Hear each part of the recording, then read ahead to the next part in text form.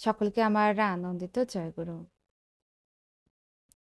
পরম পূজ্যপাদ শ্রী শ্রী অবিন দাদার একটি সুন্দর যাজন আলোচনা করব আজ।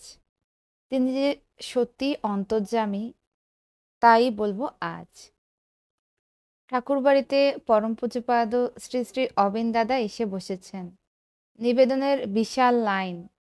আমি লাইনে না দাঁড়িয়ে এমনভাবে ভিড়ের মধ্যে একটা জায়গায় দাঁড়ালাম যাতে ওনাকে দেখতে পারি, একটু কথা শুনতে পারি।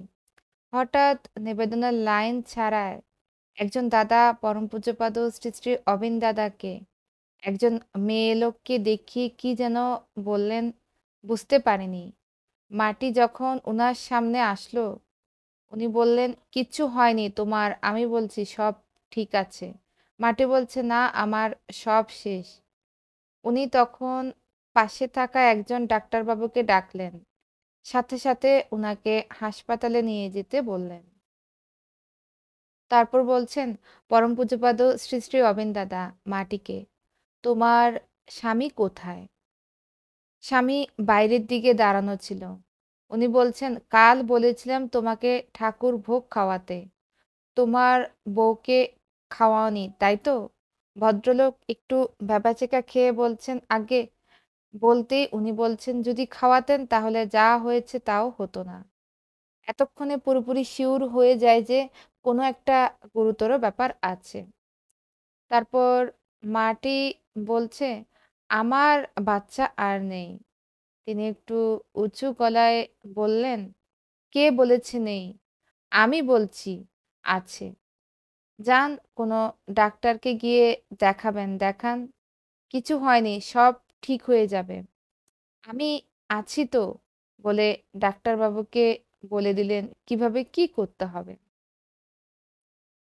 পরের দিন আবার দাঁড়িয়ে আছি। মাটির স্বামী এসে ডাক্তার বাবুকে বলল, ডাক্তারবাবু ইঞ্জেকশন দিয়েছেন, সত্যি আমার বাচ্চাটা আছে। পরম পূজ্যপাদ শ্রী শ্রী অবিন দাদা বলছেন, তুমি এইসবের জন্য দায়ী। পারলে বইয়ের থেকে দূরে থাকো, শুধু কর্তব্য পালন করুন। এ সময় মায়েদের মানসিক সাপোর্ট দরকার হয়। এর আগেও এমন অনেকবার হয়েছে। এই সমস্ত ঘটনা ঘটে গেল আমার চোখের সামনে, যেখানে মাটি 3 মাসের অন্তঃসত্ত্বা ছিল, কিন্তু হঠাৎ ব্লিডিং শুরু হওয়াতে তারা ভাবে মিসক্যারেজ হয়ে গেছে।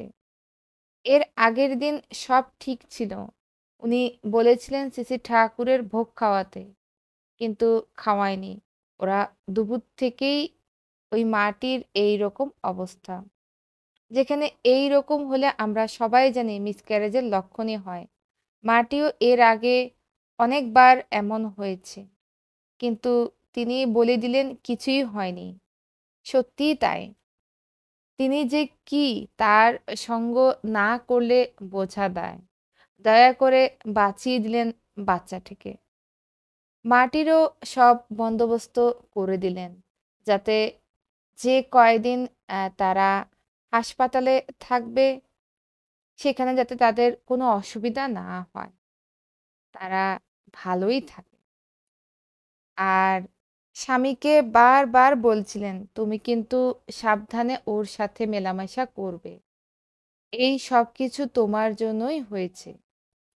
ওই লোকটিও জানে কেন এমন হয়েছে, তাই তো তিনি মাথা নত করে বলেছিল, আমি বুঝতে পারিনি। তাই তো তিনিই সেই পঞ্চম পুরুষ, তিনি সবই জানেন, তিনি অন্তর্যামী। তাকে ফাঁকি দিয়ে চলা এত সোজা নয়। এই কথাগুলো লিখেছেন পায়েল ভট্টাচার্য। আমি আপনাদের এতক্ষণ পাঠ করে শোনালাম। সত্যি পরমপিতা প্রতি প্রত্যেকেরই অন্তর্যামী। আমাদের প্রতি প্রত্যেকের হৃদয়ের কথা তিনি জানেন। আজ ইষ্ট প্রসঙ্গ এ পর্যন্তই। সকলকে আমার আনন্দিত জয়গুরু।